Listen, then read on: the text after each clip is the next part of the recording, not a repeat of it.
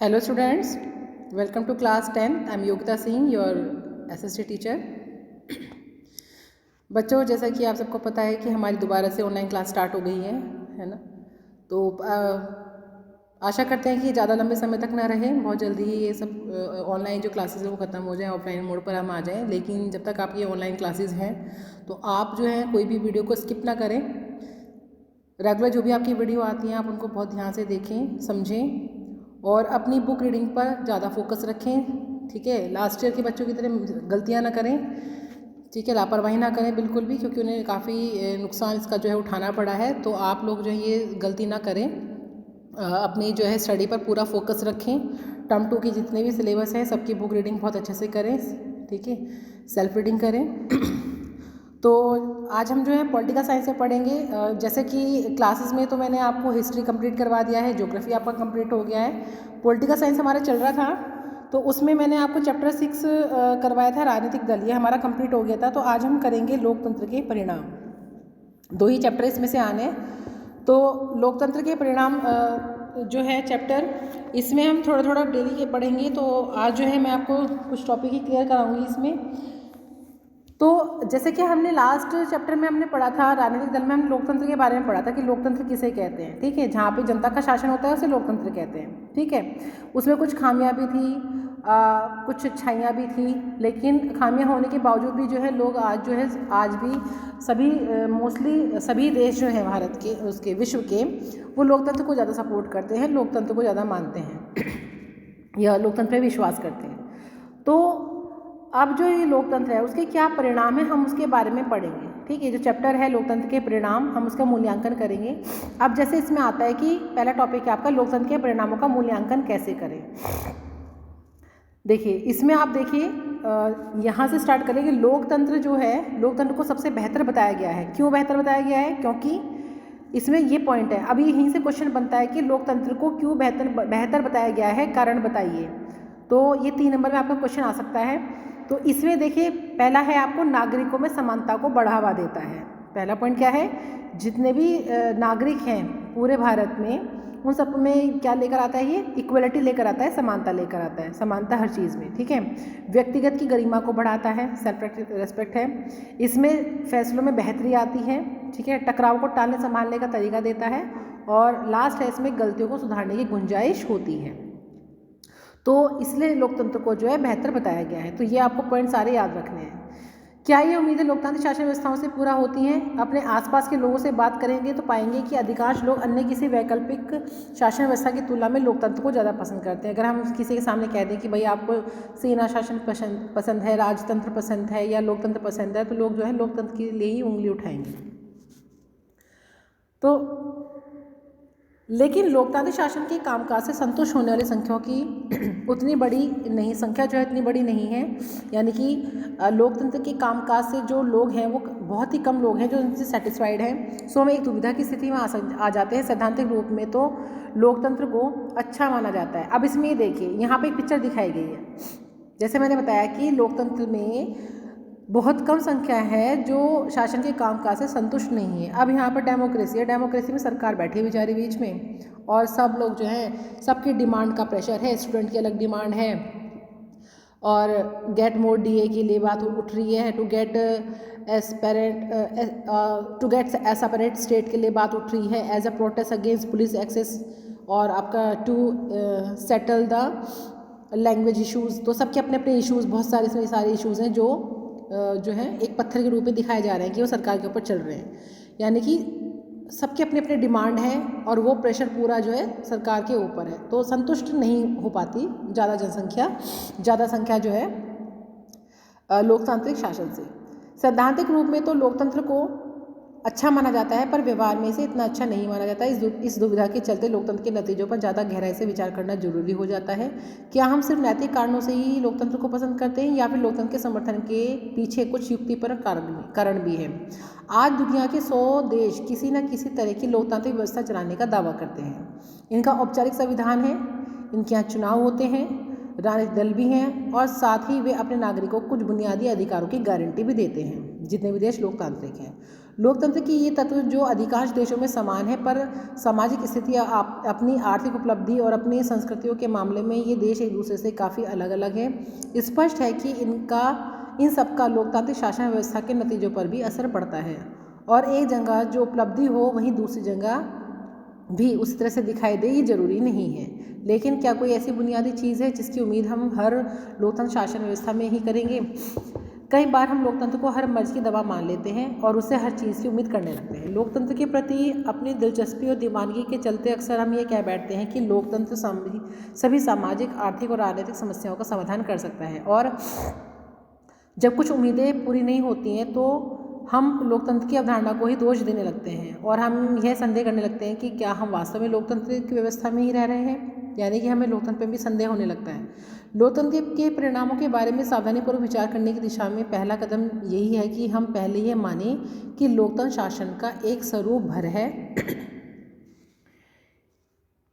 यह कुछ चीज़ों को हासिल करने की स्थितियाँ तो बना सकता है, पर नागरिकों को ही उन स्थितियों को लाभ लेकर अपने लक्ष्यों को हासिल करना होता है। इतना ही नहीं, लोकतंत्र का उन अनेक चीज़ों से ज़्यादा सरोकार नहीं होता जिनका हम बहुत मूल्यवान मानते हैं। लेकिन लोकतंत्र हमारी सभी सामाजिक बुराइयों को मिटा देने वाली जादू की छड़ी भी नहीं है कि एकदम से लोकतांत्रिक शासन आया और सब कुछ, जो भी सारी कमियां खामियां हैं देश के अंदर, वो सारी ख़त्म हो गई। जो भी कुछ चेंजेस आते हैं, बदलाव आते हैं, वो धीरे धीरे करके ही आते हैं। तो आइए हम उन सब चीज़ों की जांच करें जिसकी उम्मीद पर लोकतांत्रिक व्यवस्था से की जाती है, और साथ ही लोकतंत्र के रिकॉर्ड पर भी नज़र डालें। अब यहाँ पर देखिए, टॉपिक आता है, स्टार्ट होता है आपका उत्तरदायी, जिम्मेदार और वैध शासन। एक लोकतांत्रिक शासन जो होता है, एक जो उसकी सरकार होती है, वो उत्तरदायी होती है, जिम्मेदार होती है और वैध होती है। यानी कि उत्तरदायी कि वो आंसरेबल है जनता के क्वेश्चन का जवाब देने के लिए, जिम्मेदार है हर चीज़ के लिए, और एक वैध शासन भी कही जाती है।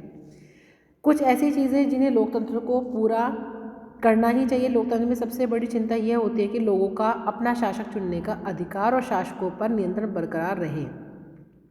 वक्त, ज़रूरत और यथासंभव इन चीज़ों के लिए लोगों को निर्णय प्रक्रिया में भागीदारी करने में सक्षम होना चाहिए, ताकि लोगों के प्रति जिम्मेदार सरकार बन सके और सरकार लोगों की ज़रूरतों और उम्मीदों पर ध्यान दे। इस सवाल के तफसील में जाने से पहले हमारे सामने एक मामूली सा जान पड़ता सवाल यह भी है, क्या लोकतांत्रिक सरकार कार्यकुशल होती है? क्या यह प्रभावी होती है? कुछ लोगों का मानना है कि लोकतंत्र में कम प्रभावी सरकारें बनती हैं। निश्चित रूप से यह सही है कि अलोकतांत्रिक सरकारों को विधायिका का सामना नहीं करना पड़ता, क्योंकि वहाँ पे विधायिका नहीं होती है। गैर लोकतांत्रिक राज्यों में उन्हें बहुसंख्यक या अल्पसंख्यक नज़रियों का ख्याल भी नहीं रखना पड़ता। लोकतंत्र में बातचीत और मोलतोल के आधार पर काम चलता है। यानी कि अगर हम एक लोकतांत्रिक और गैर लोकतांत्रिक की बात करें, तो एक लोकतांत्रिक सरकार को हर चीज़ का ध्यान रखना पड़ता है, बहुसंख्यकों का भी, अल्पसंख्यकों का भी, है ना, विधायिका का भी सामना करना पड़ता है। लेकिन ऐसा अलोकतांत्रिक सरकार में नहीं देखने को मिलता। वो जो करना चाहती है अपनी मनमर्जी से करती है, ठीक है, उस पर जनता भी कोई सवाल नहीं उठा सकती। तो लोकतंत्र में बातचीत और मोलतोल के आधार पर काम चलता है। क्या इसके लोकतांत्रिक सरकारें कम प्रभावशाली हो जाती हैं? आइए फैसलों को मूल्य के हिसाब से तोलने की कोशिश करें। ऐसी सरकार की कल्पना कीजिए जो बहुत तेज फैसले लेती है, ठीक है, क्विक डिसीजन लेती है, लेकिन यह सरकार ऐसे फैसले भी ले सकती है जिसे लोग स्वीकार ना करें। मान लिया आपके पास एक सरकार ऐसी है जिसने फैसला ले लिया, आप उसके लिए एग्री नहीं है, लेकिन उसने फैसला ले लिया और आपको मानना पड़ेगा, तो तब ऐसे फैसलों से क्या हो सकती है, एक परेशानी आ जाती है, ठीक है। इसकी तुलना में लोकतांत्रिक सरकार सारी प्रक्रिया को पूरा करने में ज़्यादा समय ले सकती है। लेकिन इस प्रक्रिया को माना है, इसलिए इस बात की ज़्यादा संभावना है। यानी कि एक तो फैसला होता है कि क्विक फैसला ले लिया, डिसीजन ले लिया सरकार ने कि भाई ऐसे ही होगा, लेकिन एक फैसला वो होता है जिसमें विचार विमर्श होता है, बैठकें होती हैं, मीटिंग होती है, तब जाके कोई फैसला लिया जाता है, ठीक है। तो ऐसा कहाँ होता है? ऐसा लोकतांत्रिक सरकार में होता है, और गैर लोकतांत्रिक सरकार जो होती है वहाँ पर क्विक डिसीजन लिए जाते हैं। इसलिए इस बात की ज़्यादा संभावना है कि लोग उसके फैसलों को मानेंगे और वे ज़्यादा प्रभावी होंगे। इस प्रकार लोकतंत्र में फैसला लेने में जो वक्त लगता है वो बेकार नहीं जाता। अब दूसरे पहलू पर नज़र डालें। लोकतंत्र में इस बात की पक्की व्यवस्था होती है कि फैसले कुछ कायदे कानून के अनुसार होंगे, ठीक है। कोई भी फैसला जो होता है वो कायदे कानून के अंडर में होता है, और अगर कोई नागरिक यह जानना चाहे कि फैसले लेने में नियमों का पालन हुआ है या नहीं, तो वह इसका भी पता कर सकता है। कोई भी फैसला लिया जाता है वो कायदे कानून के अंदर ही लिया जाता है, और वो से जनता जान भी सकती है कि किन नियमों का पालन हुआ है। उसे यह सिर्फ ना जानने का अधिकार है, बल्कि उसके पास इसके साधन भी उपलब्ध हैं। क्योंकि अब जनता और सरकार के बीच में क्या है, एक ट्रांसपेरेंट है, पारदर्शिता है, ठीक है, ट्रांसपेरेंसी है। यह चीज़ अक्सर गैर लोकतांत्रिक सरकार में नहीं होती है, ठीक है। ये सिर्फ लोकतांत्रिक देश में ही देखी जाती है, गैर लोकतांत्रिक देश में नहीं देखी जाती है। इससे जब लोकतंत्र के परिणामों पर गौर करें तो यह उम्मीद करना उचित है कि लोकतांत्रिक व्यवस्था में ऐसी सरकार का गठन होगा जो कायदे कानून को मानेगी। क्योंकि जो गैर लोकतांत्रिक सरकार होती है वो कायदे कानून नहीं मानती है, ठीक है। जो भी शासन पर होता है शासक, वो अपना फैसला खुद लेता है। लेकिन लोकतांत्रिक सरकार में सब कुछ जो है सब कुछ ट्रांसपेरेंट होता है, और जो सरकार होती है लोगों के प्रति कैसी होती है, जवाबदेही होती है, आंसरेबल होती है। अब हम यह उम्मीद भी कर सकते हैं कि लोकतांत्रिक सरकार नागरिकों को निर्णय प्रक्रिया में हिस्सेदारी बनाने और खुद को उनके प्रति जवाबदेह बनाने वाली कार्यविधि भी विकसित कर लेती है।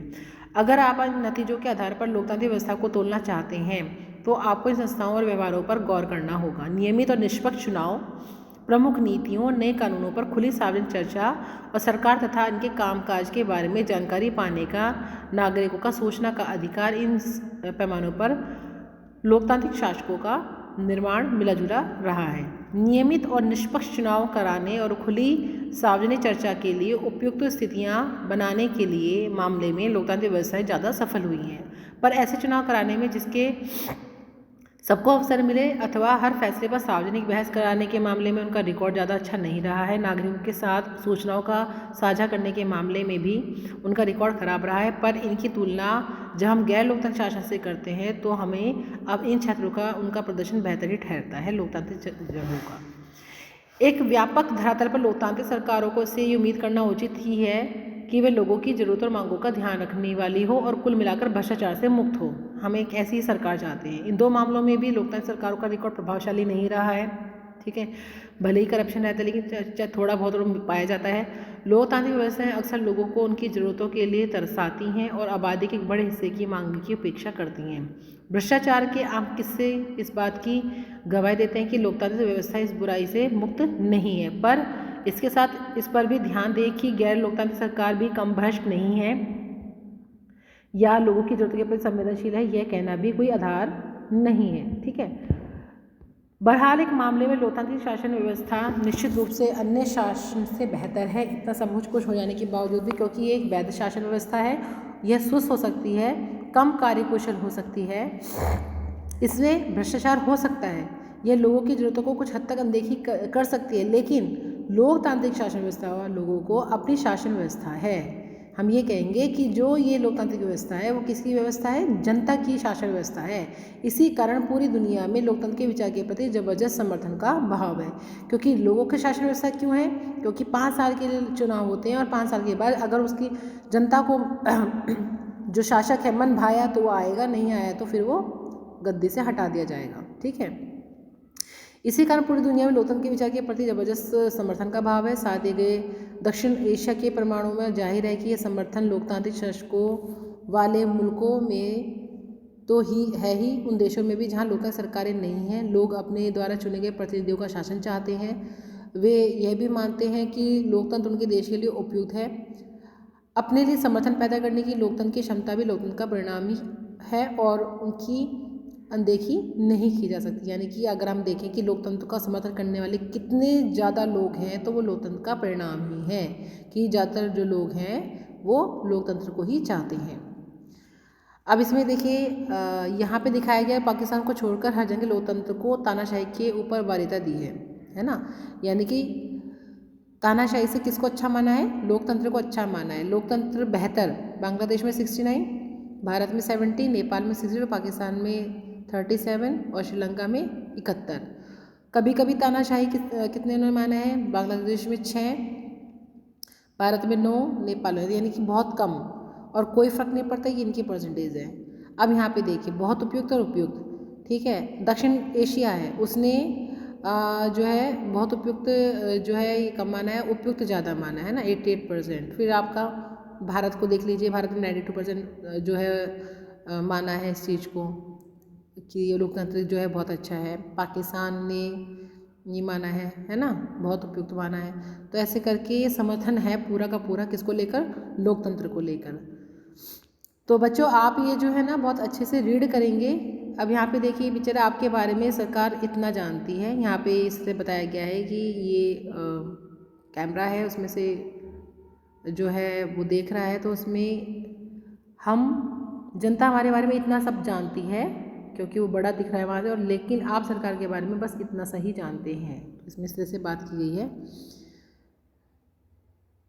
तो बच्चों आप जो है बुक रीडिंग को पहले तो बुक रीडिंग करेंगे, 2-3 बार करेंगे, वीडियो को बहुत ध्यान से देखेंगे, ठीक है, और पॉइंट टू पॉइंट जो है अंडरलाइन करते जाएंगे बुक में, ठीक है बेटा। तो आप आई होप बहुत आप अच्छे से पढ़ेंगे चैप्टर को और वीडियो को अच्छे से देखेंगे। Thank you, have a nice day.